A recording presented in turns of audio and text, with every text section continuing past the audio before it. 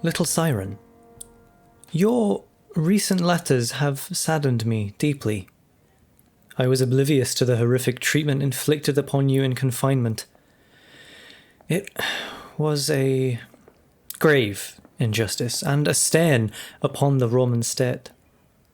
See this letter as the beginning of a campaign of apology to you. I imagine your little boy misses you greatly. Already did he suffer under Caligula.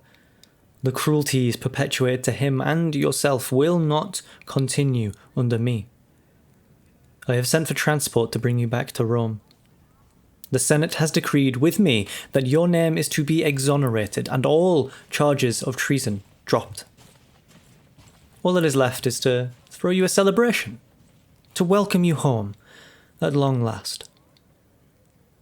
I am pleased to hear that you are intrigued by my proposition. It is not a truth I wish to slip out of my mouth, but it is one I must confess regardless. I need you. I need your brain. Our bond is strong, being of the same blood. I hope that does not make you uncomfortable. It did not appear so in your previous letter, but the possibility that you may have reservations worries me. The toils of leadership have produced their results on my face. Shriveled and crimson, like raw meat. My hair has been falling out in clumps. I have truly reached my twilight years. I would be lying if I said that I was prepared for it. I would be lying if I said I would not need your help in the coming years. I am so sorry, my dear. I am not exactly selling this marriage, am I? I do not wish to deceive you, and I will not erupt into a fury if you reject me. Know that I will guarantee your safety and lavish you with any luxury you lust for. Little, though not so little anymore it seems, Nero will find a young brother in Britannicus, and Octavia will find a strapping example of a man in Nero. We will finally be a family. I look forward to seeing you once again, my niece, Agrippina.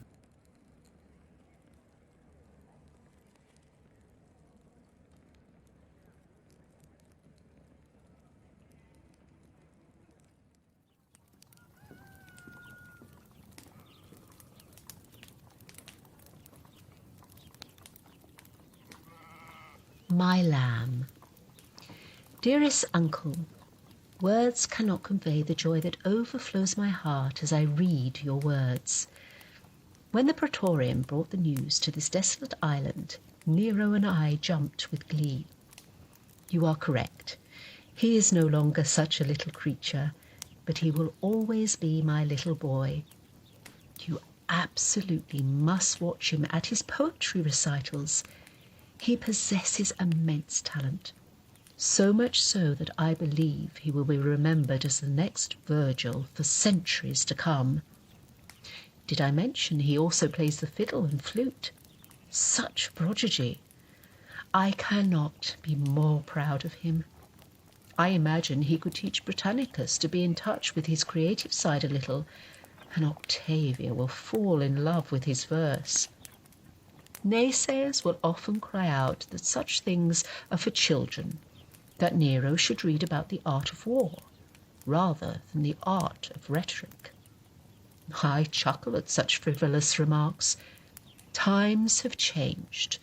No one wishes for more perpetual bloodshed. The plebeians are no longer satisfied with a stern-faced, eagle-nosed general. They want a man who will shower them with treats and lull them with sweet music. We stand at the most stable period of history. This is what the Republicans, the few that are left, will never understand. The Republic died by falling on its own sword. Propping up its corpse and giving a blush to its cheeks will not change that reality. A little bird told me that you were a Republican in your youth. a rebellious little boy who wanted to bite his thumb at his grandparents. Your father was the same, wasn't he? What a joy that you did not follow in his footsteps. I'm sure it was not a coincidence that he was also a general himself. Dear gods, I've gone off on another of my tangents. You must think me a foolish girl who runs her mouth at matters that do not befit the female mind. I apologize profusely. Please, I implore you, do not worry over celebrations. All I request is the love of you and our family to be reunited once again. In fact, how about I do some cooking for us? I am really rather excellent at it, if you will permit the touch of arrogance. Whilst locked away on that island, I had bucket loads of time to perfect my skills further, especially when it comes to spices and herb mixing. Speaking of which, I have come into possession of a new species of mushroom from a mysterious land even further than Persia. It seems the pillars of Hercules no longer hold the powers they once did. Isn't that an exciting thought? Our world appears unlimited, like it could stretch out forever. I digress again. The point being that I really ought to feed you some in the future. They are so divine that you will swear that you died and went to Hades. Now, I know you do not wish to discuss that woman, and I vow to never speak of her again after this letter. But what will become of Messalina? For all she has done to me and Nero, I cannot bring myself to despise her so. I figure that any woman would do the same in her position. If her son was threatened, as I imagined she felt hers was by Nero, I cannot say with confidence that I would take any chances. I would banish them also. I only ask that when you concoct a punishment for her, bear this in mind, and make it swift.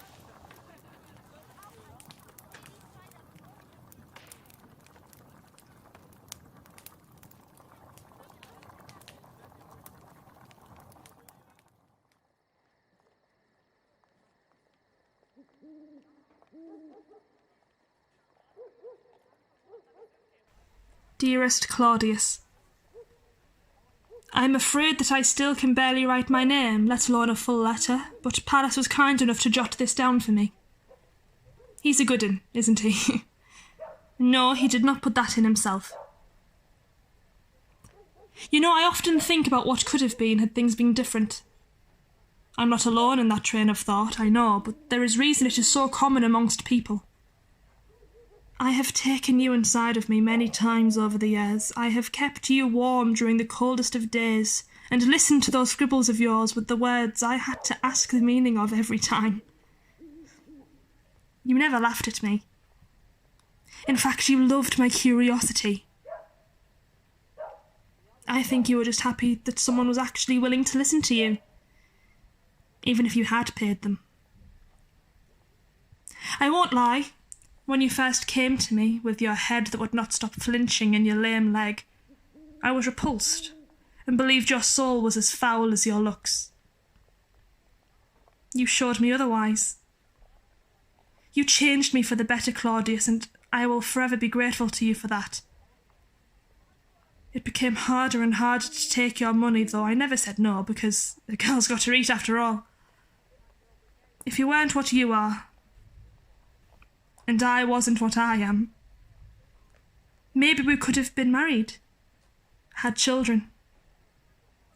It's foolish to think about, because it'll never happen. I know that, and have done for years. The only reason I am bringing this up is that I want you to know that I will not lie to you. I will not sugarcoat a serious matter to save your feelings because I care for you far too much for such cheapness. You are in grave danger, Claudius. Pallas says he and Narcissus have been trying to tell you this for months, but you refuse to believe them. You cannot fathom betrayal on such a scale, cannot believe men who do not share what we have shared.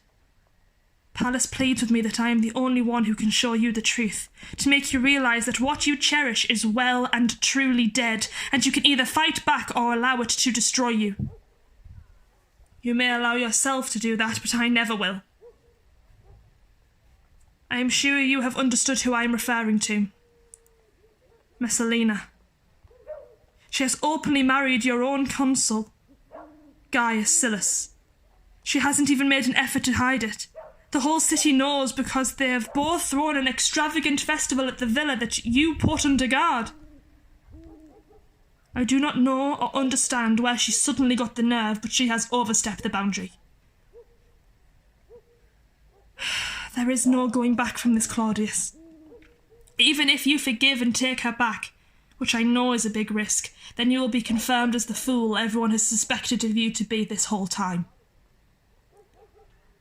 No one will take you seriously.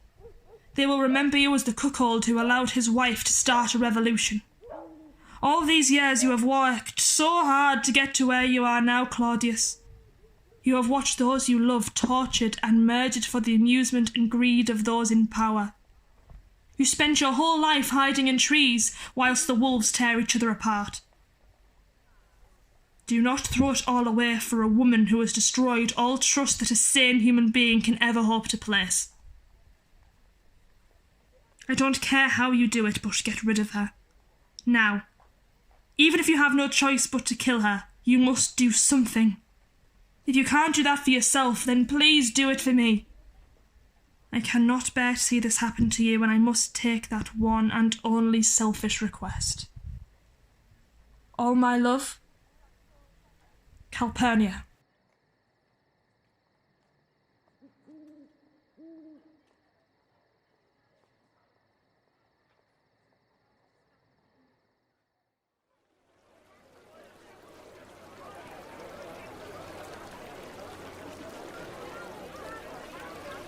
Official Imperial Notice! Decree issued by the highest citizen in Rome, Tiberius Claudius Caesar Augustus Germanicus.